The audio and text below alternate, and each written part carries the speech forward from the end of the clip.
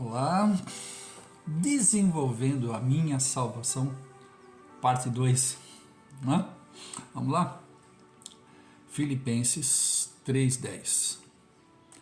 E desejo conhecê-lo e o poder da sua ressurreição e a comunhão dos seus sofrimentos, conformando-me com ele na sua morte. Aí no versículo 11, para ver se de alguma maneira posso chegar à ressurreição dos mortos.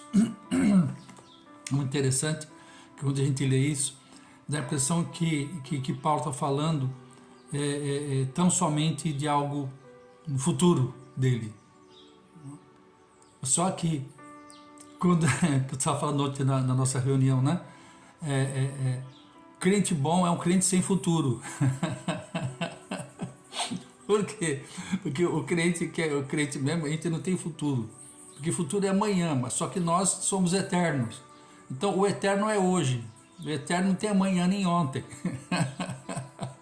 Então grava bem aí.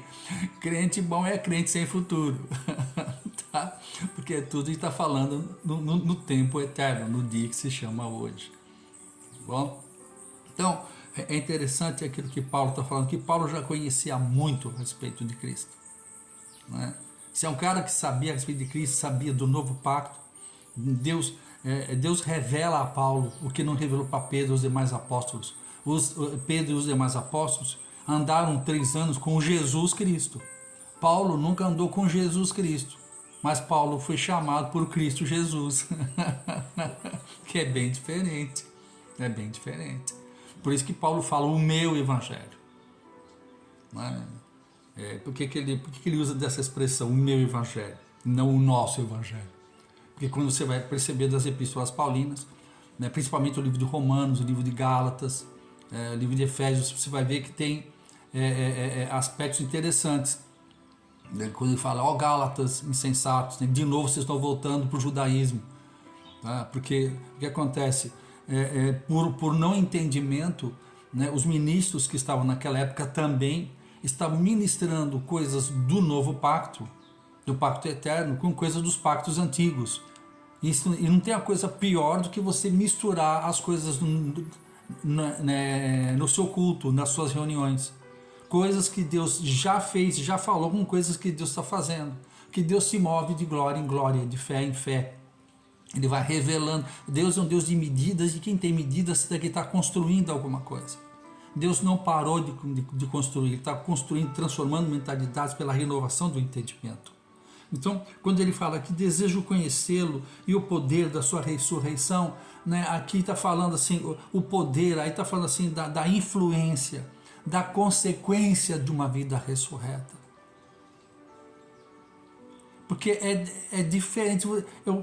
Vocês já perceberam que geralmente os pregadores eles não pregam o que Jesus fez depois da cruz? Geralmente vão até a cruz, e tudo que Cristo fez até a cruz ainda estava no velho pacto.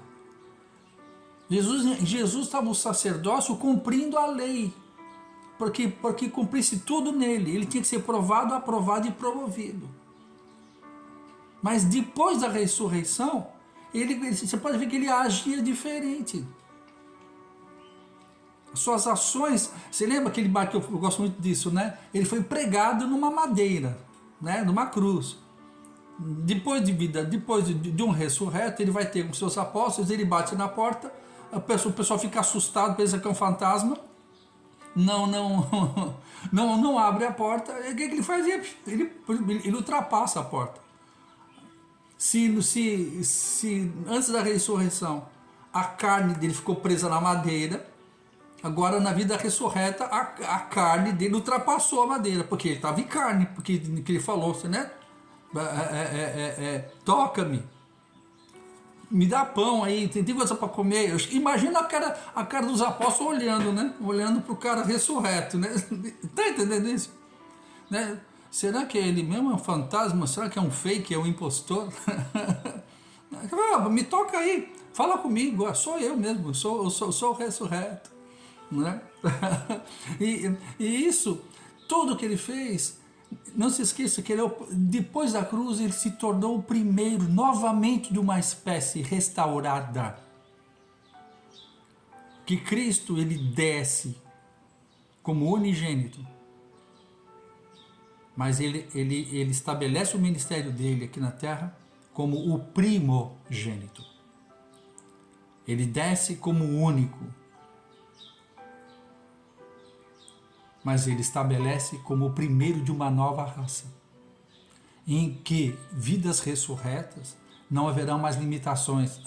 Pastor, a gente vai atravessar madeira, vai sair voando, feito super-homem. Não, não é isso. Está falando que as situações naturais não estarão mais nos dominando, porque agora nós nos tornamos espirituais. Nós somos seres espirituais com uma vivência no natural. Tá? E aqui quando ele fala experimentar a influência dessa vida ressurreta e a comunhão dos seus sofrimentos. O que é a comunhão dos seus sofrimentos? Isso é uma coisa... Você já percebeu que a maioria dos cultos que a gente faz é para a gente parar de sofrer? É para resolver problema nosso? E quanto mais nós fazemos cultos para resolver problemas dos outros, mais nós estamos nos tornando inimigos da cruz. Mas peraí, você está falando que nós temos que sofrer? Não. As nossas reuniões não é para ficar comunicando a Deus os nossos sofrimentos. As nossas reuniões deveria para ouvir, Senhor, por quem o Senhor sofre? Por quem o seu coração bate? Porque aí fará sentido. Porque buscar em primeiro lugar o reino de Deus e a sua justiça, e as demais coisas são acrescentadas. O que acrescenta coisas em nossas vidas é a obediência aos princípios do reino.